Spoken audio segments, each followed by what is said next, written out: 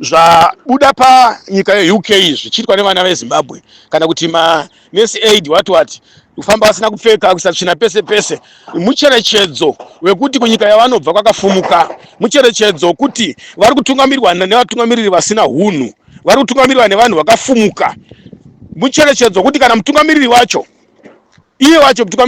iye aripo panyika yeZimbabwe haana hunhu, unongoita usvina pese pese, mucherechedzo kuti naiyewo futi haana kusimira hunhu hwake.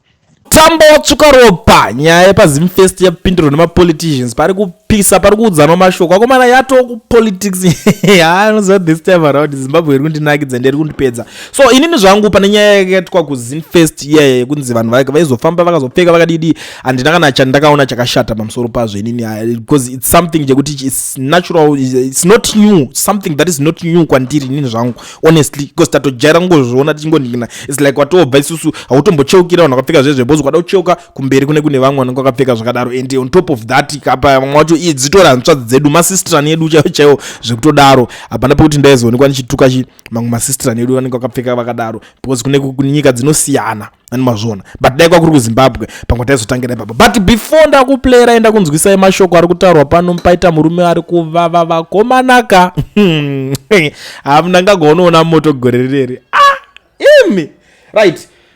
Kana uri muSouth Africa waregistrwa company vavhurwa FNB business account, ON is the way to go. But ON education research ndiana kuregister makambani kuvhurira FNB business account musina work permit kana kuti start permit. I think zvokuswera chivharonza una bank account inyaya dzekudhara, because ON ari kuita basa, ari kupedza masports. Mubate pa number dzake dzandatokusira pa screen izve so mobva matovhurirwa.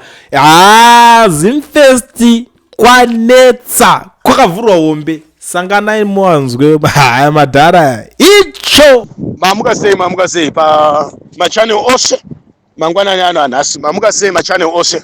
Ndinokutendai zvikuru, ndini baba vachino Gurei, ndinokutendai chaizvo. Ndoda kutaura pamusoro pezvinonyadzisa kana kuti zvinonyangadza zvabuda panyika yeUK zvichiitwa nevana veZimbabwe kana kuti manesi aid wati kufamba vasina kupfeka, kusatsvina pese pese, mucherechedzo wekuti kunyika yavanobva kwakafumuka, mucherechedzo kuti vari kutungamirirwa nevatungamiriri vasina hunhu, vari kutungamirirwa nevanhu vakafumuka, mucherechedzo kuti kana mutungamiriri wacho iye aripo panyika yeZimbabwe haana hunhu, unongoita usvina pese pese, mucherechedzo kuti naiyewo futi haana kusimira hunhu hwake, naiyewo futi haana direction, haana gwara. Ndavadai vana vanga vana mutungamiriri kana baba ane hunhu, vana ava vanenge vachiita hunhu. Saka izvo zvavari kutoita izvo zvakatonaka zvikuru, ndokuti nyika dzese dzizvione kuti Zimbabwe haichisina hunhu kubudikidza nemutungamiriri wayo, kubudikidza nevatungamiriri vayo nebato riri kutonga, yakonzeresa nzara, urombo, chihure, umbavha, umhondi, usatanisti, un'anga, udevil. Iyoyo ZANU-PF ndo yakonzeresa zvese izvi. Mukaenda kune dzimwe nyika dzese kuna South Africa kupi kuna Botswana kupi uko, vari kuita zvinyadzi, mahura azara munyika dziri pasi rino dzese vana veZimbabwe, mbavha dzazara vana veZimbabwe, mhondi dzazara vana veZimbabwe.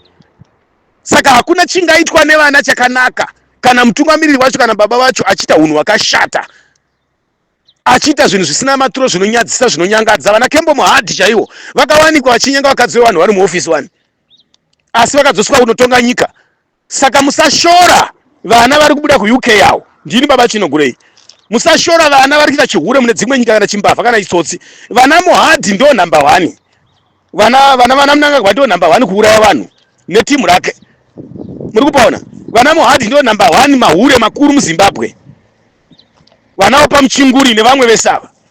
Saka siyai kushora nekudini, ndo zviripo mwembwe rudzi, ndo kuti tigare pasi titemuonera pamwe chuma chemuzukuru. Ndinokutendai zvikuru mazviita vana vari kudiaspora vari kuAmerica, mataridza hunhu, dignity yehunhu nemutungamiriri wenyu munyika yenyu yeZimbabwe. Saka ndinokutendai chaizvo, ndokuti nyika dzese dzione, vanhu vese vaone kuti Zimbabwe yafumuka, haisina education, haisina health, haisina tsika, haisina hunhu, haisina culture. Nekuda kweutungamiriri hurimo, vanhu vakuwara nenzara, kwakutsvaga mari, vakukambena chihure kutsvaga mari, vakukambena umbavha kutsvaga mari. Saka tinokutendai zvikuru.